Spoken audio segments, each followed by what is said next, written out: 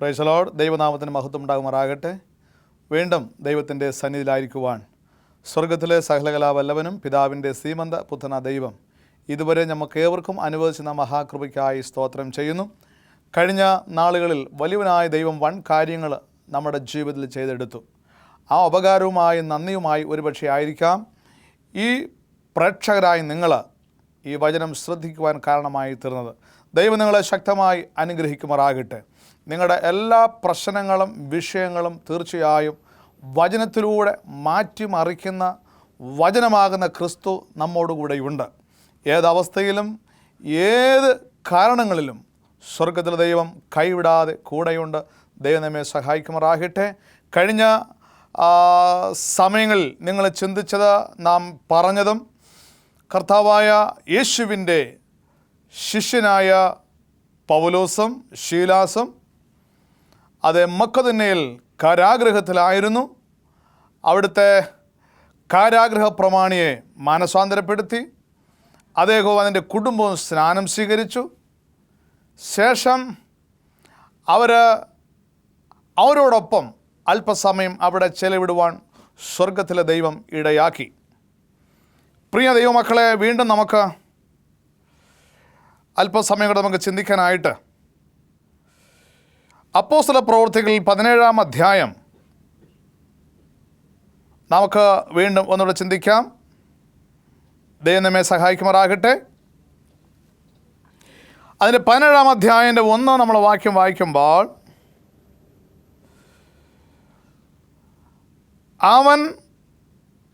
അവർ അഫില്ലോസിലും അഫ്ലോനിയിലും കടന്ന് തെസ്സലോനിക്കയിലെത്തി. അവിടെ യഹൂദന്മാരുടെ ഒരു പള്ളി ഉണ്ടായിരുന്നു. Praise the Lord. ദൈവം അനുഗ്രഹിക്കുമാറാകട്ടെ. അതിനു മുമ്പായിട്ട് ഒരു കാര്യം കൂടെ ഞാൻ നിങ്ങളുടെ ശ്രദ്ധിക്കാൻ ആഗ്രഹിക്കുകയാണ്. അതിൻ്റെ 16-ാം അധ്യായം 40-ാം വാക്യം, അതിൻ്റെ 39-40 വാക്യങ്ങൾ വായിക്കുമ്പോൾ, അവരുടെ നല്ല വാക്ക് പറഞ്ഞു അവരെ പുറത്തു കൊണ്ടുവന്ന് പട്ടണം വിട്ടു പോകണം എന്ന് അപേക്ഷിച്ചു. സ്തോത്രം. ഇവിടുത്തെ ഈ പറയുവാനുള്ള സംഭവം, അത് ശതാധിപനായ മനുഷ്യനെ അല്ലെങ്കിൽ കാരാഗൃഹ പ്രമാണിയെ സ്നാനപ്പെടുത്തി അതിൻ്റെ ഭാഗമായിട്ട് പിന്നെ അവർ റോമ പൗരന്മാരാണ് എന്ന് അറിഞ്ഞതിന് ശേഷം അവരെ നിശബ്ദമായിട്ട് അവരെ പറഞ്ഞു വിടുന്ന ഒരു സംഭവമാണ് ഈ 37 മുതൽ താഴോട്ടുള്ള ഭാഗം നാം മനസ്സിലാക്കേണ്ടത്. അതിൻ്റെ 36 ഒന്നുള്ളത് ശ്രദ്ധിക്കാം. കാരാഗൃഹ പ്രമാണി ഈ വാക്ക് പൗലോസിനോട് അറിയിച്ചു, നിങ്ങളെ വിട്ടയക്കുവാൻ അധിപതികൾ ആളയച്ചിരിക്കുന്നു, ആകയാൽ സമാധാനത്തിന് പോകും എന്ന് പറഞ്ഞു. ദൈവം അനുഗ്രഹിക്കും. അങ്ങനെ സമാധാനത്തോടു കൂടെ അവർ മടങ്ങി വന്ന് ദൈവകൃപയാൽ അതിന് 40-ാം വാക്യം അവർ തടവ് വിട്ട് ലൂദിയയുടെ വീട്ടിൽ ചെന്നു സഹോദരന്മാരെ കണ്ടു ആശ്വസിപ്പിച്ച ശേഷം പുറപ്പെട്ടു പോയി. തടവിലായതിനു ശേഷം ദൈവം വലിയൊരു വിടുതലിന് ശേഷം ദൈവത്തിൻ്റെ ആ വലിയ കരുണ അവരോട് കൂടിയതിൻ്റെ ഫലമായിട്ട് ലൂദിയയുടെ ഭവനത്തിൽ അവർ വന്നു ചേരുവാനിടയായി. സ്തോത്രം. പ്രിയ ദൈവമക്കളെ, അതിനുശേഷം ഞാൻ തുടർന്ന് വേഗത്തിൽ പോകാൻ ആഗ്രഹിക്കുകയാണ്. അവർ അതിൻ്റെ 17-ാം അധ്യായം അതിൻ്റെ 1-ാം വാക്യം ഞാൻ വായിക്കുമ്പോൾ, അവർ അഫിപ്പൊലിസിലും അപ്പൊല്ലോനിയിലും കടന്ന് തെസ്സലോനിക്കയിലെത്തി. അവിടെ യഹൂദന്മാരുടെ ഒരു പള്ളി ഉണ്ടായിരുന്നു. ഇത് വായിക്കുമ്പോൾ അപ്പോസ്തലനായ പൗലോസ് അവിടെ ഒരു പള്ളി സ്ഥാപിച്ചതായിട്ടാണ് മനസ്സിലാക്കാൻ തക്കണം സാധിക്കുന്നത്, തെസ്സലോനിക്കയിൽ. സ്തോത്രം. അതുകൊണ്ടാണ് തെസ്സലോനിക്കയുടെ ലേഖനം തന്നെ എഴുതുവാനുള്ള കാരണം. അവിടെ അവരോടൊപ്പം ചില നാളുകൾ ചിലവിട്ടതിന് ശേഷം, അതിന് 2-ാം വാക്യം വായിക്കുമ്പോൾ, പൗലോസ് പതിവ് പോലെ അവിടെ അടുക്കള ചെന്ന് 3 ശബത്തിൽ തിരുവെഴുത്തുകളെ ആധാരമാക്കി അവരോട് അത് പ്രസംഗിച്ചു, അവരോട് വാദിച്ചു. വളരെ അത്ഭുതകരമായ കാര്യങ്ങൾ മുന്നോട്ട് പോവുകയാണ്. സ്തോത്രം. പതിവ് പോലെ അവരുടെ അടുക്കൽ ചെന്ന് 3 ശബത്തിൽ തിരുവെഴുത്തുകളെ ആധാരമാക്കി അവരോട് പ്രസംഗിച്ചു. ഹല്ലേലൂയ. ദൈവനാമം മഹത്വപ്പെടുമാറാകട്ടെ. അതിനുശേഷം അവിടെ നമുക്ക് അതിൻ്റെ 5-ാം വാക്യം 17-ാം അധ്യായം 5-ാം വാക്യത്തിലേക്ക് നമ്മൾ പോകുമ്പോൾ അതിൻ്റെ 4-ഉം 5-ഉം വാക്യങ്ങൾ വായിക്കുമ്പോൾ അവരിൽ ചിലരും ഭക്തിയുള്ള യവനക്കാരിൽ ഒരു വലിയ കൂട്ടരും മാന്യ സ്ത്രീകളും അനേകരും വിശ്വസിച്ച് പൗലോസിനോടും ശീലാസിനോടും ചേർന്നു. സ്തോത്രം! വലിയൊരു വിജയമാണ്. ഹല്ലേലൂയ. ഇവിടെ വീണ്ടും നമ്മൾ വായിക്കുമ്പോൾ 6-ാം വാക്യം, അവരെ കാണാതിരുന്നിട്ട് യായോസേനെയും ചില സഹോദരന്മാരെയും നഗരാധിപന്മാരുടെ അടുക്കിലേക്ക് ഇഴച്ചുകൊണ്ട് ഭൂലോകത്തെ കലഹിച്ചവൻ ഇവിടെയും എത്തി എന്ന് പറയുന്ന ഒരു അനുഭവമാണ്. സ്തോത്രം! ഇവിടെയും എത്തി എന്ന് പറഞ്ഞുകൊണ്ട് അവൻ്റെ മേല് ആ ദൈവത്തിൻ്റെ സുവിശേഷ ദൗത്യമായി ഇറങ്ങിത്തിരിച്ചതായ ദാസന്മാരുടെ മേൽ പ്രശ്നങ്ങളുമായി വീണ്ടും അവർ കടന്നു വരികയാണ്. സ്തോത്രം! എന്നാൽ ദൈവത്തിൻ്റെ മക്കളെ, അരുമനാഥനായ ആ ദൈവത്തിൻ്റെ ശിഷ്യൻ ശീലാസും പൗലോസും അവർ ബെരോവിലേക്ക് മടങ്ങിപ്പോകുന്ന രംഗമാണ് നമുക്ക് വീണ്ടും കാണാൻ കഴിയും. എവിടെ നോക്കിയാലും ചെറിയ ചെറിയ രീതിയിൽ മാത്രം ദൈവവേല ചെയ്തുകൊണ്ട് യേശുവിനെ സാക്ഷി പറഞ്ഞുകൊണ്ട് യഹൂദന്മാരെ യൗവനന്മാരും സമ്മതിപ്പിച്ചിട്ട് അവിടെ പള്ളികളിൽ പ്രസംഗിച്ചിട്ട് കഴിയുന്ന വിധത്തിൽ ഒരു സഭ സ്ഥാപിക്കുവാൻ കഴിഞ്ഞുകൊണ്ട് പ്രാർത്ഥനയോടെ ദൈവമേ അടുത്തൊരു വഴി കാട്ടിത്തരണം എന്ന് പ്രാർത്ഥിച്ചുകൊണ്ട് അവർ മുന്നോട്ട് പ്രയാണം ചെയ്തുകൊണ്ടിരിക്കുകയാണ്.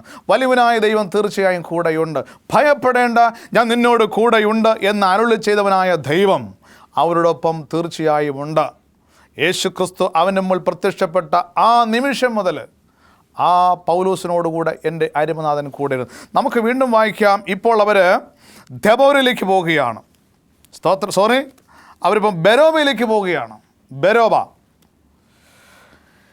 അതിൻ്റെ 10-ാം വാക്യം നമ്മൾ വായിക്കുമ്പോൾ 17-ാം അധ്യായം 10-ാം വാക്യം വായിക്കുമ്പോൾ അവർ ബെരോബയിലേക്കുള്ള യാത്രയാണ്. സഹോദരന്മാർ ഉടനെ രാത്രിയിൽ തന്നെ പൗലോസിനെയും ശീലാസിനെയും ബെരോബയിലേക്ക് അയച്ചു. അവിടെ എത്തിയപ്പോൾ അവർ യഹൂദന്മാരുടെ പള്ളിയിൽ പോയി. അവരുടെ കലക്ക നിമിത്തം, ഉപദ്രവ നിമിത്തം അവന്ന് വേഗത്തിൽ ഓടി അവർ ബെരോബയിലേക്ക് വന്നു കഴിഞ്ഞു. അവിടെ യഹൂദന്മാരുടെ പള്ളിയിൽ സ്തോത്രം, അവിടെ ആ പള്ളിയിൽ അവരായിരിക്കുകയാണ്. അതിൻ്റെ 12-ാം വാക്യം നമ്മൾ വായിക്കുമ്പോൾ അവർ തെസ്സലോനിക്കയിലുള്ളവരെക്കാൾ ഉത്തമന്മാരായിരുന്നു. അവർ വചനം പൂർണ്ണ ജാഗ്രതയോടെ ഇവിടെ കൈക്കൊണ്ടതല്ലാതെ അത് അങ്ങനെ തന്നെയോ എന്ന് അവർ ദിവസം പ്രതി വേദപുസ്തകം അവർ ശ്രദ്ധിച്ചു കൊണ്ടിരുന്നു. ഒരു കാര്യം പ്രിയ ദൈവത്തിൻ്റെ പൈതലെ നാം മനസ്സിലാക്കേണ്ടത്, ഒരാൾ പ്രസംഗിക്കുമ്പോൾ സഭയിലായാലും എവിടെയായിരുന്നാലും ഇദ്ദേഹം പ്രസംഗിക്കുന്ന വചനങ്ങൾ സത്യമാണോ എന്ന് തിരുവചന സത്യങ്ങൾ നാമും പഠിച്ചും പരിശോധിച്ചും കൊണ്ടിരിക്കണം. അതിലൂടെ മാത്രമേ നമുക്കൊരു വിശ്വാസത്താൽ ഉറച്ചു നിൽക്കുന്ന കഴിയുള്ളൂ. അപ്പോൾ മനസ്സിലാക്കുന്നത്, അവർ വചനം ബെരോബയിലുള്ള വിശ്വാസികൾ വചനം കേൾക്കുക മാത്രമല്ല, പൗലോസ് പ്രസംഗിക്കുന്നത് ശരി തന്നെയോ എന്ന് അവർ വേദപുസ്തകം നിത്യവും പരിശോധിച്ചു കൊണ്ടേയിരുന്നു. ഇവിടെ വീണ്ടും നമ്മൾ ചിന്തിക്കുമ്പോൾ 12-ാം വാക്യം വായിക്കുമ്പോൾ അവരിൽ പലരും മാന്യരായ യവന സ്ത്രീകളും പുരുഷന്മാരിലും അനേകർ വിശ്വസിച്ചു. വചനം പഠിച്ചപ്പോൾ, വചനം ശരിയാണോ എന്ന് അത് ചിന്തിച്ചപ്പോൾ അവരത് വിശ്വസിക്കുവാനിടയായി തീർന്നു കഴിഞ്ഞു. യേശുവിനെ കുറിച്ചാണ് പ്രസംഗിക്കുന്നത്, യേശുവാണ് ദൈവം എന്നവർ അംഗീകരിക്കുവാനിടയായി പൗലോസിനെ അവർ പൂർണ്ണമായി വിശ്വസിക്കുവാനിടയായി തീർന്നു കഴിഞ്ഞു. അതിൻ്റെ 13-ാം വാക്യം നമ്മൾ വായിക്കുമ്പോൾ പൗലോസ് ബെരോബയിലും ദൈവവചനം അറിയിച്ചത് തെസ്സലോനിക്കയിലെ ചില യഹൂദന്മാരത് അറിഞ്ഞു, അവിടെയും വന്ന് പുരുഷാരത്തെ ഇളക്കി ഭ്രമിപ്പിച്ചു. സമാധാനമില്ലാത്ത ഒരന്തരീക്ഷത്തിലേക്ക് വിളിച്ചിറക്കി വേർതിരിക്കപ്പെട്ടവൻ മാറിക്കൊണ്ടിരിക്കുകയാണ്. എങ്കിലും സകലവും ഛേദമെന്നെണ്ണിക്കൊണ്ട് ജീവിക്കുന്നത് ക്രിസ്തുവും മരിക്കുന്നത് ലാഭവും എന്ന് മാത്രം കരുതിക്കൊണ്ട് മുന്നോട്ട് യാത്ര തുടർന്നുകൊണ്ടേയിരിക്കുകയാണ്. ദൈവം ഒരുക്കുന്നതായ ആ യുദ്ധഭൂമിയിലേക്ക് സ്തോത്രം ആ ഒരു യാത്ര തുടർന്നുകൊണ്ടിരിക്കുകയാണ്. എവിടുന്നോ ഏത് ഭാഗത്ത് യുദ്ധം വന്നിരുന്നാലും ദാവീദ് പറഞ്ഞ പോലെ എനിക്ക് യുദ്ധം നേരിട്ടാലും ഞാൻ നിർഭയനായിരിക്കും. ആ നിർഭയനായിരുന്നു കൊണ്ട് യുദ്ധമല്ല എന്തു തന്നെ വന്നിരുന്നാലും പ്രഥമ ശിക്ഷനായ അരുമനാഥൻ്റെ കരവലയങ്ങൾ അതേ ചേർത്ത് പിടിക്കുന്നത് പോലെ സുരക്ഷിതനായിരുന്നു കൊണ്ട് തൻ്റെ വേലയിൽ അവൻ ശുഷ്കാന്തി കാട്ടിക്കൊണ്ടേയിരുന്നു. ഇവിടെ ആ വലിയൊരു വിപ്ലവം തെസ്സലോനിക്കയിലെ ചില യഹൂദന്മാരുണ്ടാക്കിയതിൻ്റെ ഫലമായി പൗലോസ് നേരെ പോകുന്നത് അഥേനയിലേക്ക് പോവുകയാണ്. സ്തോത്രം. അഥേനയിലേക്ക് പോകുമ്പോൾ എൻ്റെ 16 വാക്യം വായിക്കുമ്പോൾ, അഥേനയിൽ പൗലോസ് അവർക്കായി കാത്തിരിക്കുമ്പോൾ നഗരത്തിൽ ബിംബങ്ങളും നിറഞ്ഞിരുന്നത് കണ്ടു മനസ്സിന് ചൂടുപിടിച്ചു. സ്തോത്രം. അവർക്കായി കാത്തിരിക്കുക എന്ന് പറയുമ്പോൾ ശീലാസ് ഇപ്പോൾ ശൗലിനെ വിട്ട് പിരിഞ്ഞിരിക്കുകയാണ്. അവർക്കായി കാത്തിരിക്കുമ്പോൾ പൗലോസിനോട് കൂടെ വഴിത്തുണ പോയവർ അവനെ അഥനയോളം കൊണ്ടുപോയി ശീലാസും തീമോഥെയോസും കഴിയുന്ന വേഗത്തിൽ തൻ്റെ അടുക്കൽ വരണം എന്നുള്ള കൽപ്പന വാങ്ങി മടങ്ങിപ്പോന്നു. ഇപ്പോൾ തീമോഥെയോസും ശീലാസും ഇപ്പോൾ ശൗലിനൊപ്പമില്ല. ഇപ്പോൾ ശൗൽ മാത്രമേ ഉള്ളൂ. ഒരു ദൈവത്തിൻ്റെ അവസാന നിമിഷങ്ങളാണ്. താങ്ങുവാനും തണലേകുവാനും ഒരാശ്വാസ വാക്കുപറയാൻ ആരുമില്ലേലും നോക്കുക, ഒരു ദൈവത്തിൻ്റെ പൈതൽ ഒറ്റപ്പെടുന്ന അനുഭവമാണ്. അവിടെ അഥേനയിലായിരിക്കുമ്പോൾ അദ്ദേഹം അവിടെ ചില ദിവസങ്ങൾ കഴിഞ്ഞുകൂടുമ്പോൾ കാണുന്നത് അവിടെയെല്ലാം ചില ക്ഷേത്രങ്ങളും വിഗ്രഹങ്ങളും കൊണ്ട് നിറഞ്ഞിരിക്കുന്ന സംഭവം കാണുവാനിടയായി. അവിടെ മാത്രമല്ല, അതിൻ്റെ 18 വാക്യം, എപ്പുക്കൂര്യരും സിദോയ്ക്യരുമായ തത്വജ്ഞാനികളും ചിലർ അവനോട് വാദിച്ചു, ഈ വിടുവായന് എന്തു പറയുവാൻ പോകുന്നു എന്ന് ചിലരും അവൻ യേശുവിനെയും പുനരുത്ഥാനത്തെയും പ്രസാദിച്ചും കൊണ്ട് ഇവൻ അന്യദേവതകളെ ഘോഷിക്കുന്നവൻ എന്ന് തോന്നുന്നു എന്ന് മറ്റു ചിലരും പറഞ്ഞു. ചില കിംവദന്തികൾ അവനെതിരായിട്ട് പറഞ്ഞു ഫലിപ്പിക്കുകയാണ് ഇവിടെ ആളുകൾ. വിഗ്രഹങ്ങൾക്കെതിരായി ശബ്ദമുയർത്താൻ തുടങ്ങി, നാമങ്ങൾക്കെതിരായി ശബ്ദമുയർത്താൻ തുടങ്ങി. സ്തോത്രം.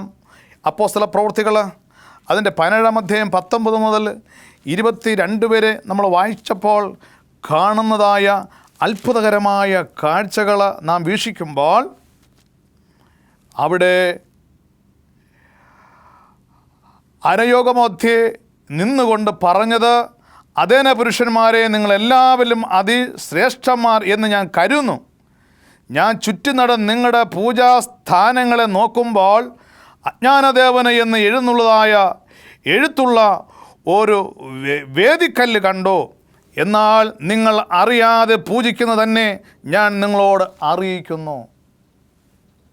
സ്തോത്രം. ഈ സംഭവങ്ങൾ വളരെ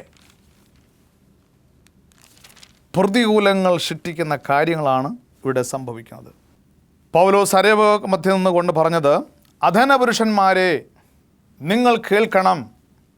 അരുമനാഥനായ ദൈവമല്ലാതെ ഭൂമിയിൽ ആരുമില്ല. അവന് മാത്രമേ നമ്മളെ സൃഷ്ടിക്കാൻ കഴിയത്തുള്ളൂ. ആ യേശുവിന് മാത്രമേ രക്ഷിക്കാൻ കഴിയത്തുള്ളൂ. ആ യേശുവിലൂടെ മാത്രമേ മോക്ഷപ്രാപ്തിയുള്ളൂ, പാപം ക്ഷമിക്കുവാൻ കഴിയുള്ളൂ എന്ന തത്വങ്ങൾ പുനരുത്ഥാനത്തെക്കുറിച്ചും വീണ്ടും ജനനത്തെക്കുറിച്ചും പാപത്തിൻ്റെ പരിഹാരത്തെക്കുറിച്ചും ആത്മാവിനെക്കുറിച്ചും അവരോട് പ്രസംഗിക്കുവാൻ തുടങ്ങി. സ്തോത്രം. അവരോട് ഈ വാക്കുകളെല്ലാം പ്രസംഗിച്ച് തത്വസംഗതികൾ, ദൈവത്തിൽ നിന്ന് വെളിപാടുകളും ദൈവത്തിൻ്റെ തത്വസംഗതികളും ഓരോന്നോരോന്നായി പൗലോസ് വിവരിച്ചു പറയുവാനിടയായപ്പോൾ ഒരു വാക്യം കൂടി നമുക്ക് വായിക്കാം. അതിൻ്റെ 17 അധ്യായത്തിൽ 32 വാക്യം വായിച്ച് നമുക്ക് വീണ്ടും നമ്മുടെ ശ്രദ്ധയിലേക്ക് വരാം. മരിച്ചവരുടെ പുനരുത്ഥാനത്തെ കുറിച്ച് കേട്ടിട്ട് ചിലർ പരിഹസിച്ചു. എന്ന് പറഞ്ഞാൽ മരിച്ചു കഴിഞ്ഞാൽ വീണ്ടും മരണത്തിന് ശേഷം ഒരു ജീവിതമുണ്ട് എന്നതായ യാഥാർത്ഥ്യത്തെക്കുറിച്ച് പൗലോസ് പ്രസംഗിച്ചപ്പോൾ അവിടെ പരിഹാസങ്ങളാണ് വരുന്നത്. അഥേന എന്ന് പറയുന്നതായ വലിയൊരു ചരിത്ര സ്ഥലമാണ്. അരയോപകക്കുന്ന് എന്ന് പറയുമ്പോൾ അവിടെ ഒരു കോടതിയാണ്. തെറ്റുകൾ ചെയ്യുന്നവരെ അരയോപകക്കുന്ന് എന്ന് പറയാം. ആ കുന്നിൻ്റെ മുകളിൽ ഒരു ചെറിയ കോടതികളുണ്ട്. കാര്യങ്ങളെ ഗൗരവമായി പഠിച്ച് വിധി കൽപ്പിക്കുന്ന ഒരു കോടതി. അവിടെ തത്വജ്ഞാനികളും വലിയ തത്വചിന്തകന്മാരും ഒക്കെ ഉള്ളതായ ഒരു ദേശമാണ്. അതുപോലെ തന്നെ ഈ പൗലോസിൻ്റെ ഈ പ്രസംഗങ്ങൾ കേട്ട് അവരിൽ തന്നെ പരിഹാസങ്ങളും മറ്റതും ഉണ്ടായി. അതിൻ്റെ 33-ാം വാക്യം നമ്മൾ വായിക്കുമ്പോൾ ഇങ്ങനെയാണ്: അങ്ങനെ പൗലോസ് അവരുടെ നടുവിൽ നിന്ന് പോയി. സ്തോത്രം. പിന്നെ പൗലോസ് വരുന്നത് അതിൻ്റെ 19-ാം അധ്യായം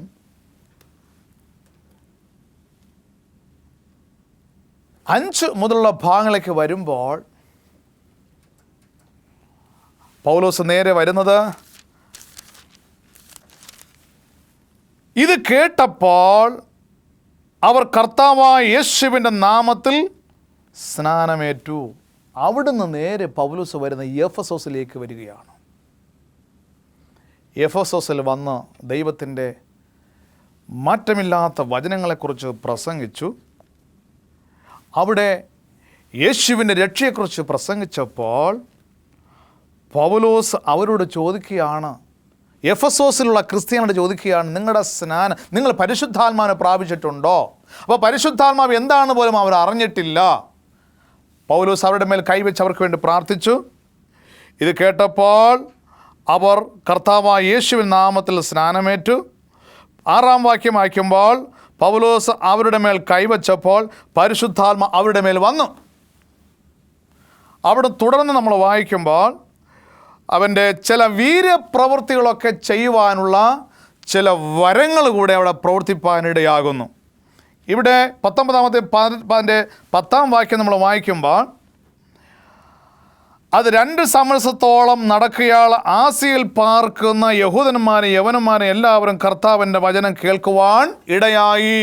2 വർഷക്കാലം ശൗല് ആസിയിൽ അല്ലെങ്കിൽ എഫെസോസിൽ ആയിരുന്ന സമയത്ത് അവൻ്റെ പ്രസംഗങ്ങൾ കേൾക്കുവാൻ ഇടയായി. ഈ സമയത്ത് എന്തെന്നറിയാമോ? 30-ാം വാക്യം വായിക്കുമ്പോൾ ദൈവം പൗലോസ് മുഖാന്തരം അസാധാരണമായ വീര്യപ്രവൃത്തികൾ ചെയ്യുവാൻ ഇടയായി. അതായിട്ട് വായിക്കുമ്പോൾ മനസ്സിലാകുന്നുണ്ട്. അതിൻ്റെ 12-ാം വാക്യം വായിക്കുമ്പോൾ അവൻ്റെ മെയ്മേൽ നിന്ന് റൂമാലും ഉത്തിരിയവും രോഗിയുടെ മേൽ കൊണ്ടിടുമ്പോൾ ഏത് മാരകമായ രോഗിയാണ് അവർക്ക് സൗഖ്യം വരുന്നു. സ്തോത്രം. ഭയങ്കരമായ സൗഖ്യം. റൂമാലും ഉത്തിരിയവും. റൂമാൽ എന്ന് പറയുമ്പോൾ നമ്മൾ ശരീരത്തിലെ വിയർപ്പ് തുടയ്ക്കുന്ന, ശരീരത്തിലുള്ളതായ അഴുക്കുകൾ തുടച്ച് മാറ്റുന്നതായ ഒരു വൃത്തിഹീനമായ, നല്ലതാണ് കർച്ചീഫ്, ഹാങ്കർച്ചീഫ്. അത് നമ്മൾ വെച്ചിരിക്കുന്നതിന് കാരണം അഴുക്കുകളോ മറ്റ് മുഖത്തെന്തെങ്കിലും ചെളിയോ മറ്റ് അഴുക്കുകളോ പുരളുമ്പോൾ തുടച്ചു മാറ്റുന്നതിന് വേണ്ടി ഉപയോഗിക്കുന്നതായ ഒരു റൂമാൽ. ഇത് രോഗിയുടെ മേൽ കൊണ്ടിട്ട് കഴിഞ്ഞാൽ ഏത് മാരകമായ രോഗികളും പൂർണ്ണമായി സൗഖ്യം പ്രാപിക്കും. അത്രമാത്രം വിശ്വസിക്കുന്നവരായ ആളുകൾ ഈ പറയുന്ന സ്ഥലത്തുണ്ടായിരുന്നു. വളരെ അത്ഭുതകരമായിട്ടുള്ള കാര്യമാണ്. ആ പൗലോസിന് റൂമാലും ഉത്തിരിയവും എല്ലാം എടുത്തു കൊണ്ടുപോയി, സ്തോത്രം, അവിടെ അവൻ്റെ മെയ്മേൽ നിന്ന്, അതിൻ്റെ 19-ാം അധ്യായം 12-ാം വാക്യമാണ്, അവൻ്റെ മെയ്മേൽ നിന്ന് റൂമാലും ഉത്തിരിയവും രോഗിയുടെ മേൽ കൊണ്ട് വന്നിടുകയും വ്യാധികളും അതുപോലെ അവരുടെ വിട്ടുമാറാത്ത രോഗങ്ങളും ദുരാത്മാക്കൾ വരെയും പുറപ്പെടുന്നതായ ഒരു വലിയ വീര്യപ്രവൃത്തികളുടെ ശക്തി, പിശാചിൻ്റെ കോട്ടകളെ തകർക്കുവാൻ, അന്ധകാര ശക്തി തുരത്തുവാൻ ഉതകുന്ന വിധത്തിൽ ദൈവത്തിൻ്റെ പരിശുദ്ധാത്മാവ് പൗലോസിലൂടെ ഇടയാക്കുകയാണ്. സ്തോത്രം. എന്നാൽ പ്രിയ ദൈവമക്കളെ, അതിൻ്റെ 13-ാം വാക്യം വായിക്കുമ്പോൾ, എന്നാൽ ദേശാന്തരികളായി ചില പൊക്കണവും കെട്ടി നടക്കുന്ന ചില മന്ത്രവാദികളും ചില ആഭിചാരകന്മാരും സകലവരും ഈ സംഭവങ്ങൾ അറിഞ്ഞു. അതിൽ ഒരുത്തൻ വന്ന് പറയുകയാണ്, ഇങ്ങനെ പറയുക, സ്തോത്രം, അതിൻ്റെ 15-ാം വാക്യം വായിക്കാം. ദുരാത്മാവ് പറയുകയാണ് അവരോട്, യേശുവിനെ ഞാൻ അറിയുന്നു, പൗലോസിനെയും എനിക്ക് പരിചയമുണ്ട്, എന്നാൽ നിങ്ങൾ ആർ എന്ന് ചോദിച്ചു. പക്ഷേ അവിടെ സംഭവിക്കുന്ന കാര്യം എങ്ങനെയാണ്? ഈ സംഭവങ്ങൾ വാക്കുകളും പറഞ്ഞുകൊണ്ട് നിൽക്കുന്ന സമയത്ത് ദുരാത്മാവ് അവരുടെ മേൽ ചാടി വീണ് അവരെയെല്ലാം തള്ളി മറിച്ചിട്ട് മുറിവേറ്റവരുമായി ആ വീട്ടിൽ നിന്ന് ഓടിപ്പോയി. ഈ സംഭവം വിചിത്രമായി അവിടെ നടക്കുകയാണ്, വിചിത്രമായി കാണുകയാണ്. പ്രിയ ദൈവവൈതലേ, ഈ മഹാസംഭവം അവിടെ കണ്ടു കഴിഞ്ഞപ്പോൾ 19-ാം വാക്യത്തിൽ അതിൻ്റെ 18-ാം വാക്യം നമ്മൾ വായിക്കുമ്പോൾ, വിശ്വസിച്ചവർ അനേകരും വന്ന് തങ്ങളുടെ പ്രവർത്തികളെ ഏറ്റുപറഞ്ഞു. അതേ, ഏറ്റുപറയുവാനിടയായി, ഏറ്റുപറഞ്ഞ് അറിയിച്ചു. മന്ത്രവാദികളായിരുന്നവർ, ക്ഷുദ്രപ്രയോഗം ചെയ്തവർ, ആഭിചാരങ്ങളെ ചെയ്തവർ, ദ്രോഹം ചെയ്തവർ, നിക്കക്കള്ളി ഇല്ലാതെ വന്നു കഴിഞ്ഞപ്പോൾ ദൈവത്തിൻ്റെ അപാരമായ ശക്തിയുടെ മുമ്പിൽ ഇതൊന്നുമല്ല എന്ന് ചിന്തിച്ചുകൊണ്ട്, സ്തോത്രം, താഴോട്ടുമായി രസകരമായ ഒരു കാര്യമാണ് 19-ാം വാക്യം. ക്ഷുദ്രപ്രയോഗം ചെയ്തിരുന്നവരായ പലരും തങ്ങളുടെ പുസ്തകങ്ങളും മന്ത്രവാദ സാമഗ്രികളും സകലതും അവർ എന്നറിയാമോ എല്ലാവരും കാണുക ചുട്ടുകളഞ്ഞു. സ്തോത്രം. കുറേ പേര് മാനസാന്തരപ്പെട്ട് സ്നാനപ്പെടുവാനിടയായിത്തീർന്നു. പൗലോസിൻ്റെ ആ ജൈത്രയാത്രയിൽ ദൈവം എത്ര വലിയവനാണ്. അരയോപകുന്നിൽ, അഥേനയിൽ, എഫസോസിൽ, ഇവിടെ എല്ലാം ദൈവത്തിൻ്റെ വലിയ ശക്തി ആളിപ്പടരുടെയായി. പ്രിയ ദൈവമക്കളെ, നമുക്ക് പ്രാർത്ഥിക്കാം. ഞങ്ങളുടെ ദൈവമേ, സ്വർഗീയ പിതാവേ, നൽകിയിരുന്ന ഈ നല്ല കൃപയ്ക്കായി സ്തോത്രം. കേട്ടുകൂട്ടുന്ന എൻ്റെ മക്കളെ അവിടുന്ന് അനുഗ്രഹിക്കണം. സമാധാനത്തോടെ മക്കളെ നീ ബലപ്പെടുത്തിയാട്ടെ. അവിടെ ആവശ്യങ്ങൾ അറിഞ്ഞ്, അവിടെ വിദ്യാഭ്യാസം, അവിടെ കുടുംബജീവിതം, സഹോദരന്മാരെ സഹോദരിമാരെ സകലവരെയും ഈ വചന മുഖാന്തരം അവിടുന്ന് അനുഗ്രഹിക്കണം. ഞങ്ങളുടെ പ്രാർത്ഥന അവിടുന്ന് കേട്ടതിനായി സ്തോത്രം. യേശു ക്രിസ്തുവിൻ നാമത്തിൽ പ്രാർത്ഥന കേൾക്കണം നല്ല ദൈവമേ, ആമേൻ.